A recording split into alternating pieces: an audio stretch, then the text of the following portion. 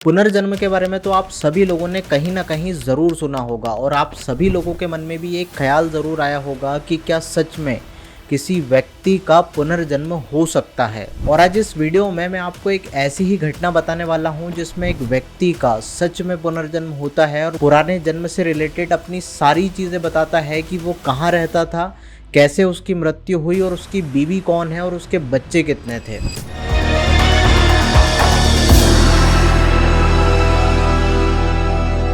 ये घटना है हरियाणा जिले की, जिसमें 7 साल का एक छोटा सा लड़का ये बताता है कि उसका पुनर्जन्म हुआ है। ये लड़का ये चीजें बताता है कि उसका एक्सीडेंट कैसे हुआ था, एक्सीडेंट होने के बाद उसको कैसे उस स्पॉट से वहां पर हॉस्पिटल तक लेकर जाया गया। और ये लड़का ये भी बताता है कि उसकी 13वीं यानी रसोई होने से पहले वो अपने घर के बाहर एक नीम के पेड़ के नीचे रहा करता था। वो अपने घर के सारे लोगों को देख सकता था और अपने घर के सारे लोगों से बात करने की कोशिश करता था, लेकिन कोई भी उसकी आवाज सुन नहीं पाता था। और उसकी 13वीं होने के बाद उसका जन्म उसके पास में ही किसी एक गांव में होता है और वो उसकी सारी चीजें अपने घर वालों को बताता है। ये घटना वाकई में हैरान कर देने वाली थी कि एक 4 से 6 साल का लड़का, जो एक छोटा सा लड़का है, वो किसी और व्यक्ति या और किसी गांव के लोगों के नाम कैसे जानता है। जब वो अपने पुराने वाले घर पे जाता है तो वो अपनी पत्नी का नाम बताता है, उनके बड़े भाई का नाम बताता है और उनके दोस्तों के नाम बताता है।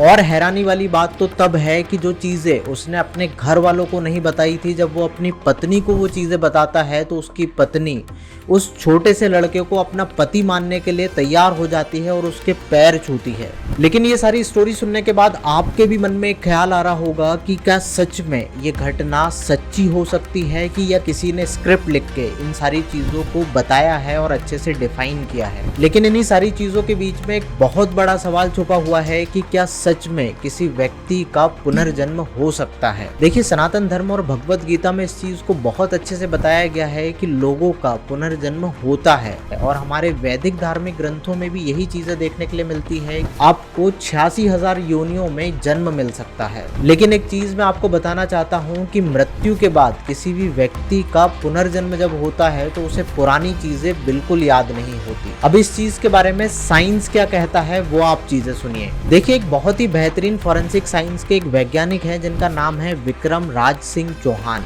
वो ये कहते हैं कि यदि किसी व्यक्ति का सच में पुनर्जन्म हुआ है तो उसकी क्या क्या चीजें मैच कर सकती हैं। वो ये कहते हैं कि पुनर्जन्म के बाद जितने भी केसेस उन्होंने देखे हैं उनमें व्यक्ति को या किसी लड़के को या किसी लड़की को उसके पुराने जन्म की चीजें याद तो रहती हैं, लेकिन इतनी डीपली याद नहीं रहती कि वो अपनी सारी चीजें आपको बता पाए। कुछ 1% ऐसे लोग होते हैं जिनको बहुत सारी चीजें याद रहती हैं, जिसमें आपको वो सारी चीजें बता पाए। विक्रम सिंह चौहान जी ये कहते हैं कि यदि व्यक्ति का सच में पुनर्जन्म हुआ है तो उसकी सबसे बड़ी पहचान होती है उसकी लिखावट या राइटिंग। वो ये कहते हैं कि किसी हजारों या लाखों करोड़ों लोगों की राइटिंग को मैच किया जाए तो सभी लोगों की राइटिंग में कुछ ना कुछ ऐसा डिफरेंस होता है जो सबसे अलग होता है। और यदि आपने सच में पुनर्जन्म लिया है तो आपकी लिखावट या राइटिंग वैसी ही होगी जैसा आप पिछले जन्म में लिखते थे, क्योंकि ये सारी चीजें माइंड मेमोरी पर काम करती हैं। वो ये भी कहते हैं कि यदि किसी व्यक्ति का सच में पुनर्जन्म हुआ है तो उसके बोलने का तरीका सबसे अलग होगा।